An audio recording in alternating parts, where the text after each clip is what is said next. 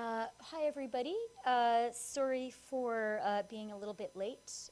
We had a really good meeting and we talked for longer than we had expected to. Let me also start by acknowledging we are on the traditional territories of the Mississaugas of the New Credit First Nation. Et pour commencer, je voudrais remercier mon homologue, le ministre Rodriguez, d'être venu à Toronto aujourd'hui et aussi pour l'hospitalité qu'il m'a offerte à La Havane il y a quelques semaines. Au cours de nos deux réunions, nous avons eu l'occasion de discuter d'un certain nombre de questions clés qui sont d'intérêt pour le Canada et Cuba, notamment le Venezuela. Today, one of the issues we spoke about was the role Cuba can play in finding a peaceful resolution to the crisis in Venezuela. Canada welcomes Cuba's willingness to discuss this political, economic, and humanitarian crisis with us. All of us want to see a peaceful resolution of the crisis, particularly given the appalling effects it is having on Venezuelans and the reverberations it is having throughout our hemisphere. Earlier this week, I was in New York, where I and my Lima Group colleagues from Chile and Peru met with 3 members of the International Contact Group. And yesterday, I was in Guatemala for a meeting of the Lima Group. I believe we are seeing an international convergence around the need for a peaceful transition in Venezuela, resulting in free and fair elections and a return to democracy. Cuba will have a role to play in this, and that is something I discussed at length with Minister Rodriguez today. It was a productive conversation, and both of us have committed to keeping this dialogue open. It follows, of course, an important phone call that the Prime Minister made to his counterpart in Cuba. We also discussed the Helms-Burton Act. I reiterated that Canada will always stand up for individual Canadians and for Canadian businesses conducting legitimate trade and investment in Cuba. Canada will continue to be vocal in our opposition to the extraterritorial application of this law, and we will work with our partners, including the European Union, to help affected Canadian businesses. And now I'm happy to take your questions. Merci. So we'll do one question, no follow-up. Please identify yourself and your outlet when you ask your question. Adam, Hello, do you Minister. have a pen so I can write down people's questions? I forgot to bring one. Sorry. Thank you. Hello, Nice pen. Minister. Armina from the Canadian Press. So do you have a sense yet of whether Mexico and U.S. are going to reach a deal to avoid the tariffs? The Washington Post had said that, reported yesterday they were close on what sounds like a pretty comprehensive immigration deal. Well, that is obviously an important issue, but it is a bilateral issue between Mexico and the United States. It is really about their joint management of their shared border, and just as Canada and the United States have a strictly bilateral conversation when we talk about our border, our shared border, we respect that this is a bilateral conversation between Mexico and the United States. Of course, our 3 countries have a close trilateral relationship too, because of our trilateral trade agreement. And so we're following these negotiations closely. We are in close touch with both the Mexicans and the Americans. I had a very good conversation with the Mexican Foreign Minister a couple of days ago. I spoke to Secretary Pompeo just this morning. So we're in close touch, and we wish our very important partners well in this conversation that they're having. Well, as a follow-up, what is our NAFTA ratification timeline looking like? Or will the House have to sit until July to get this done? So, as you know, we have started the NAFTA ratification process here in Canada. Our position from the outset was that while the 232 national security tariffs on steel and aluminum were in place, going ahead with NAFTA ratification would be very difficult in Canada. But happily, those tariffs have now been lifted for more than 2 weeks. And so Canada has begun its ratification process. Of course, because it's a trilateral deal, it only comes into effect upon ratification by each of the 3 countries. And each country has its own legislative process, its own legislative dynamics. So what we're going to be doing is following those processes in both of our partner countries. And insofar as possible, Canada's intention will be to move in tandem with our partners.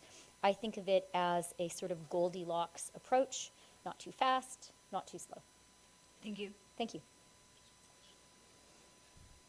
Julio Rivas, Agencia F. So you have had a number of meetings with the Cuban side already, so you're not in the preliminary or contact phase. You must know very well what are the red lines of the Maduro regime. So how close do you think that you are to have an agreement? How optimistic are you that there's going to be a peaceful solution? So let me start by emphasizing that Canada very much recognizes that this is an issue for Venezuela and Venezuelans, and it is an issue to be solved by Venezuelans. We strongly believe that.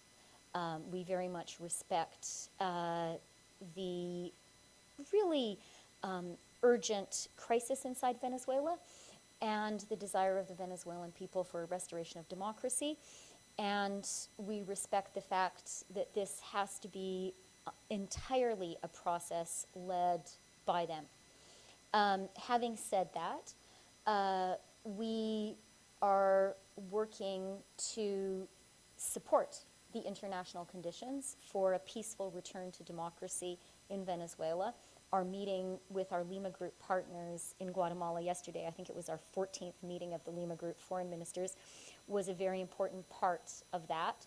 And the Lima Group reiterated its support for interim President Juan Guaido. Cuba has a different position, and that's one reason why it's important for us to talk to Cuba. Canada has a deep and historic connection with Cuba.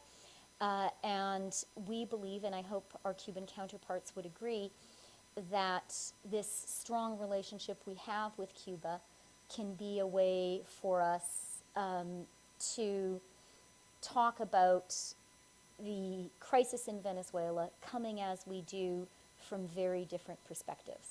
And that's really the particular value that this conversation between Canada and Cuba on Venezuela has.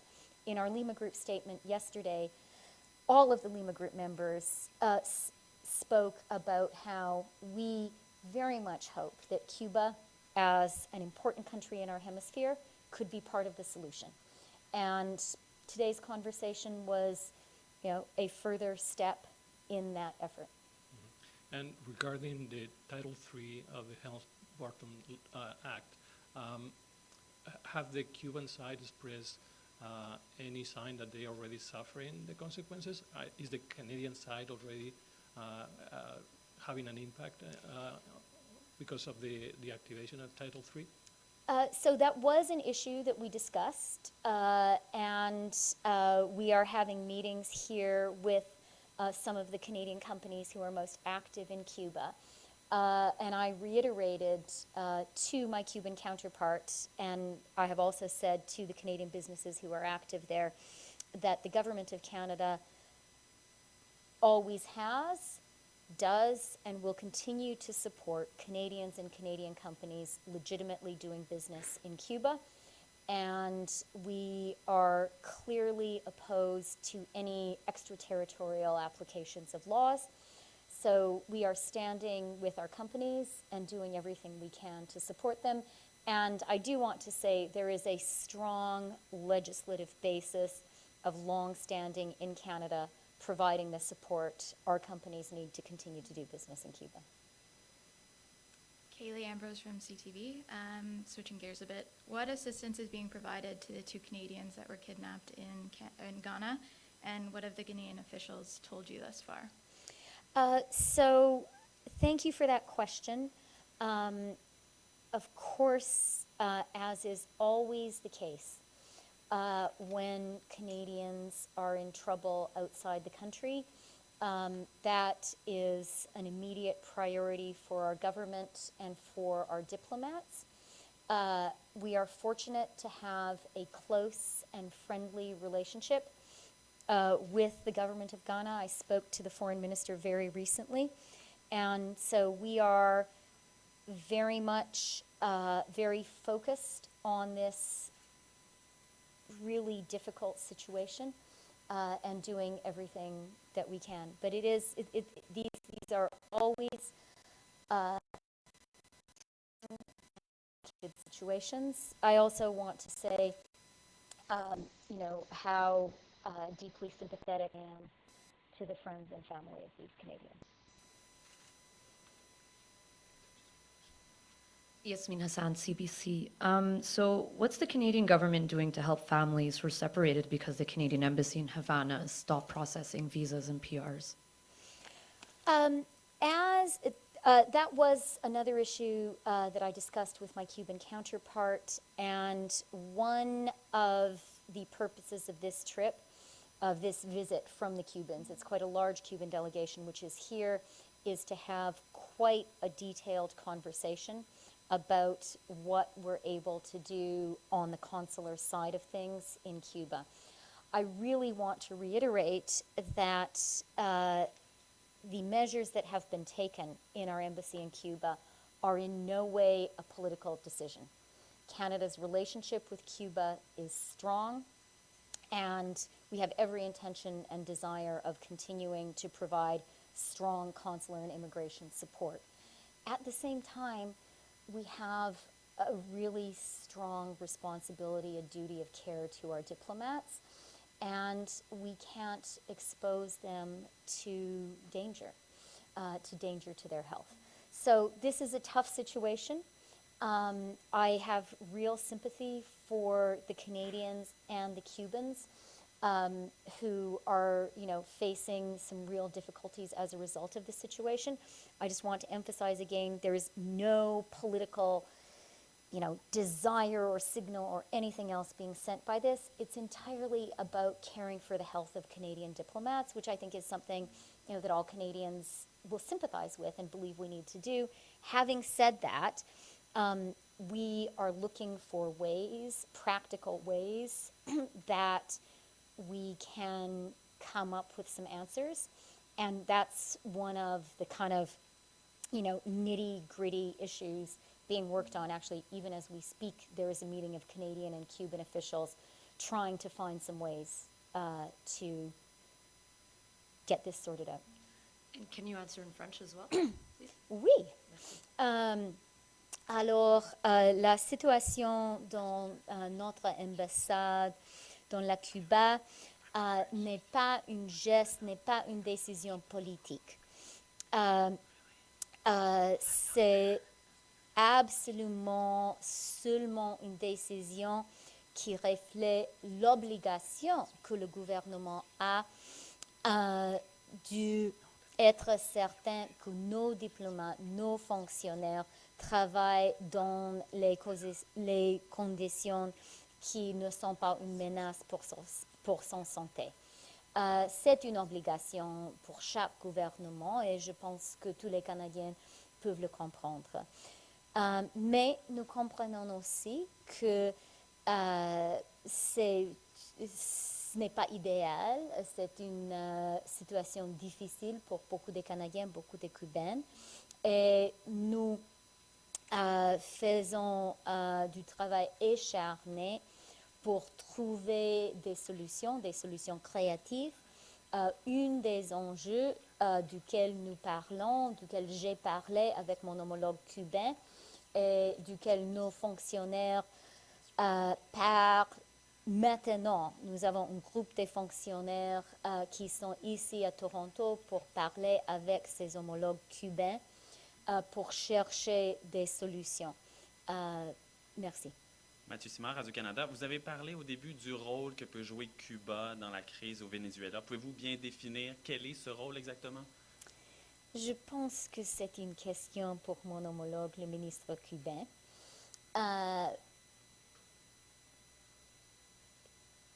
Le Cuba, nous pensons, comme nous avons dit dans la déclaration du groupe de Lima hier, que c'est bien possible pour le Cuba de jouer un rôle positif, d'aider les autres pays dans l'hémisphère, incluant le Canada, incluant les autres pays, les autres membres du groupe de Lima, pour trouver une solution. C'est difficile. C'est vraiment une crise humanitaire, économique, mais aussi politique. Mais nous pensons qu'avoir un dialogue avec le Cuba, un pays avec lequel le Canada a des relations de longue durée, et un pays avec lequel il y a vraiment une confiance entre nous deux, que ça peut aider dans la recherche pour une solution. Et juste rapidement au sujet des services d'immigration à l'ambassade, est-ce que l'enquête la GRC enquête toujours? C'est quoi le suivi là-dessus à propos des employés qui ont... De la santé de Oui, nos voilà. diplomates. Ouais. Nous continuons de faire des enquêtes surtout scientifiques. Et je veux souligner que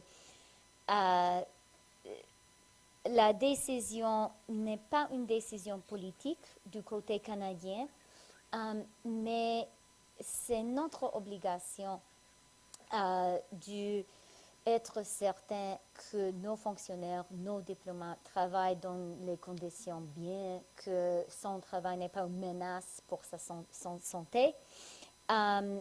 Nous faisons beaucoup de travail, beaucoup de recherches, incluant des chercheurs aux universités canadiennes, pour essayer de savoir ce qui s'est passé. Mais pendant nous faisons la recherche, c'est important d'être inquiété pour la santé de nos diplomates. Et quand j'étais à La Havane il y a 3 semaines, j'ai parlé avec nos diplomates qui travaillent dans le Cuba. C'est une équipe vraiment magnifique, une équipe de gens qui vraiment comprennent l'importance de son travail. Et nous devons respecter son santé. Rob Gillies from AP. Guaido's people tell us that mediation talks between Maduro and their side have stalled because their refusal to call elections, the Maduro side. Is that what you're hearing? I will let Interim President Juan Guaido and his team speak for themselves. We were very glad to have Interim President Juan Guaido speak to the Lima Group yesterday in Guatemala City. He joined us via video conference, and we had a long interactive conversation with him where one of the key issues we talked about was, what was the path to a resolution of this crisis, and, heard from him his perspectives on the various conversations going on. In our Lima Group statement, we expressed general support for all efforts to seek a peaceful resolution of the crisis. It is, and that really is the Lima Group's goal, it's Canada's goal. And for us, although the path to get there is complex, our objective is really clear. And our objective is simply that the people of Venezuela deserve to have their democratic and human rights restored. And the way to do that is to have free and fair elections. That part is not complicated. The end goal is not complicated. And, we're working hard with our Lima Group partners, and also, reaching out to partners like Cuba, the conversation today, who have, quite different analysis of the situation in Venezuela. But we think, the final desired outcome is really clear. And, I finally do want to say one thing, and I felt this very much when Juan Guaido spoke to the Lima Group countries yesterday in Guatemala City on this, he was on a video conference, is, this really is an issue for Venezuelans to decide and resolve. And I have so much respect for Interim President Juan Guaido, for all the people in Venezuela who, in extremely difficult conditions, difficult economic conditions, but also conditions where they're exposed to a lot of personal danger, are continuing to stand up and fight for their democracy and human rights, and Canada is really proud to be supporting them in that effort. Thanks, everyone. Okay, thank you very much. Thanks.